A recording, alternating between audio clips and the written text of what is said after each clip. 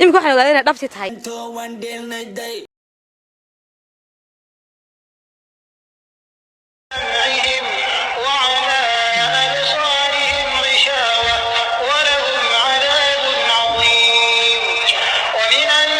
wadayaal muuqaalada aad arkaysaa waxa uu run iyo dabagal aan ku sameynay waxyaabaha dhacaya si aan ula wadaagna asxaabta ku xidhan kanaalka dabagalka wararka haddaba haddii ay tahay markii kuugu horeysay aad muuqaaladeeda daawato subscribe saar siina shirkada muuqaalka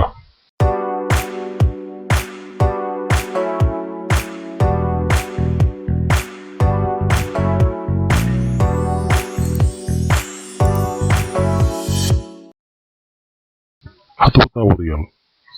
muuqaalkan u gudagalaya Nimco Muuse waa gabadhii fanaaniin bal la soo qaatay heesta TikTok ee maalmo dhow soo baxday haddaba gabadhani oo ka taariikhday ariga Soomaalida gaar ahaan dalka Soomaaliland oo u taariikhday dalka Austria ayaa waxay ka sheekeynaysaa nolosha ay soo martay intay dhexe soo socotay iyo nolosha ay ugu timaaday dalkan ay joogtay maka dibta darteed baan kaamka ku soo noqday iska soo tuuray dabaqa aan siri dabaqad ka soo tuuray dabaqa saddexaad iska tuuray oo maxaad iska soo tuuray dhibaatada igu haysta meesha iyo daryeel la'aanta iyo qaabil la'aanta iyo booliskan rag kala warramayaan wadanka baa anaga aan ku qaabilsanayn dan Afrikaanna marka dabaqa iska soo tuuraysay maxaad maanka ku haysay maanka waxaan ku hayay bad inaan iska dhintaba inaad istishaad doonaysay nolosha igu adkaatay gabadhan uu Ilaahay xaq waafajiyay ayaa soo duubtay video ay ku cadeynayso inuu Ilaahay xaq waafajiyay ay doonayso Soomaalida ay u ducayso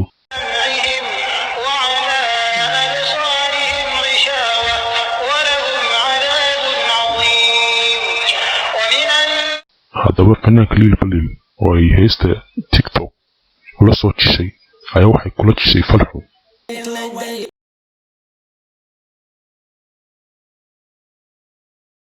haddaba imika wada daawana muuqaalka dhibaatadii ay ku soo martay taariibka iyo noloshan ay imika ku jirto walaal magacaaga Nimco Muuse Axmed waa la dhahaa waxaan joogaa magaalada Hosteri kaamka Traskhiikhan marka dhibaatada aan meeshan ugu haysta ayaan kaaga warramaynaa dadana Soomaali nahnay waxaan bishii 12keedii xageed ka timid waxaan ka yimid magaalada Somaliland xageed soo martay markaa waxaan soo maray Liibiya Itaaliya Hosteri Liibiya Itaaliya Hosteri badda soo maray waxaan ku jiray habeen iyo maalin waa gartay maxaad uga soo tagtay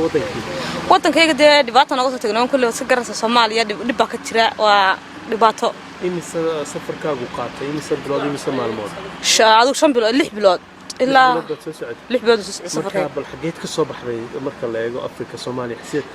waxaan ka soo baxay Ethiopia sababa Sudan Libya Italia waa gartay maxaad kala kulantay safarkaagii saxaraha iyo Liibiya iyo Sudan safarkayga waxaan kala kulmay adigu khayr bay kala kulmay insha Allah markaan bad soo galan bay igu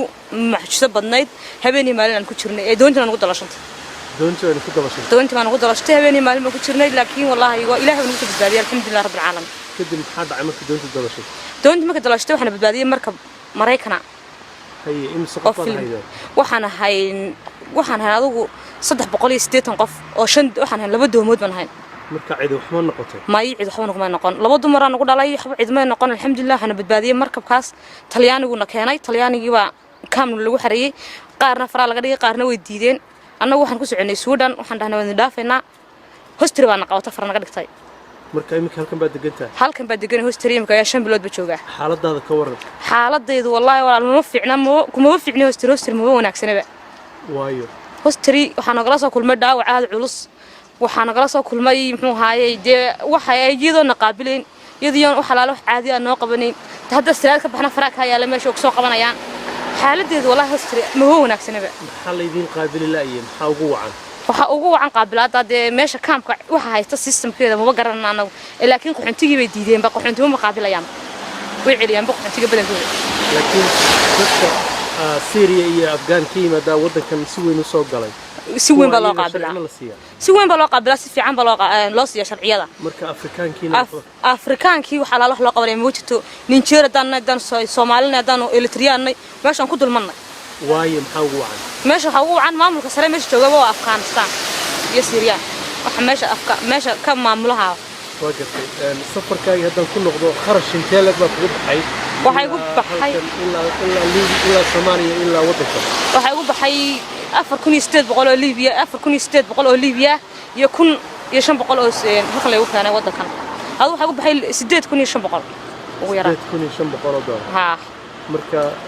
hadii aad ogaan lahayd safarkaaga halistiisa ma soo gali lahayd ma soo galaan mana soo baxeen lacagteeda waan iska haysan lahaa waan gartay mana soo baxeen mana soo doonteen haddaan saamooday lacagteeda waan iska haysan lahaa waddankayga wax kaga qabsan lahaa haddaan mooday ruuna saata yaad uga soo tagtay Soomaaliya waxaan ku sugay hooyaday iyo ciyaalkayga iyo aabaha iyo dadka awlaadeedii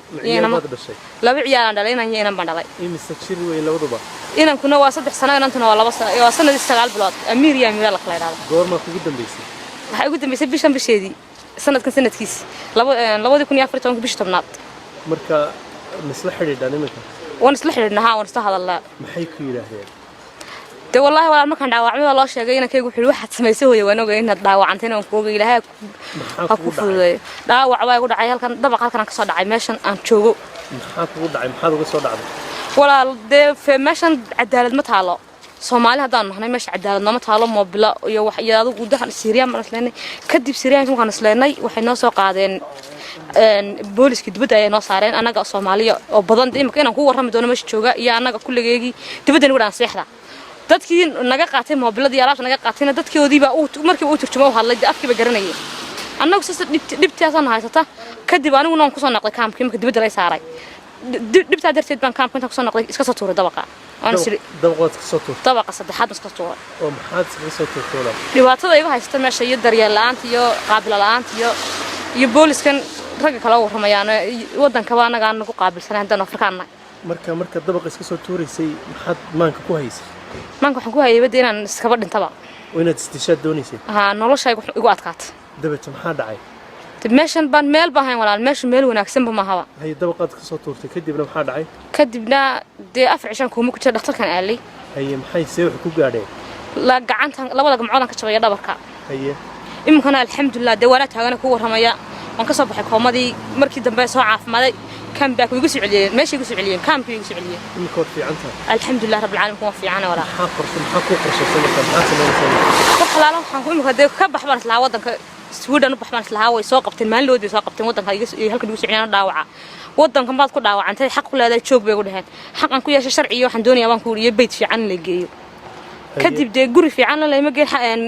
حل جانا انترفيو وحبطهم لا جماعة كان شرعنا لا يمسين حق بعد حق ولا هذا يقول هن حقنا كم هيو حقي حق وطن marka maxaad u sheegaysaa dadka ku daawanaya dadka i daawanaya waxaan u sheegayaa inay horta dadka Afrika imka joogay ee walaaladeeda Soomaaliyeed ee sharafta leh waxaan u leeyahay horta Yurub waxba ma yaalaan hana ku sahmiyaa inaan Yurub timaadaan wixii naga dambeeyay kuwa joogowna ilaahay de khayrkeeda ilaahay idin kulsiyo wana la aragteen adigu markaad Yurub joogtay fariintaas oo kale soo maad maqli jirin markaan Afrika joogay fariinta kale waan maqli jiray laakiin waxaan siran jiray dadku waxay sheegayaan been imika maxaad طاوض البرنامج ما تنتا سينو يهي هيلونا channel subscribe garayso sina share garayso muuqaalka lagana saato wayno muuqaalka xigay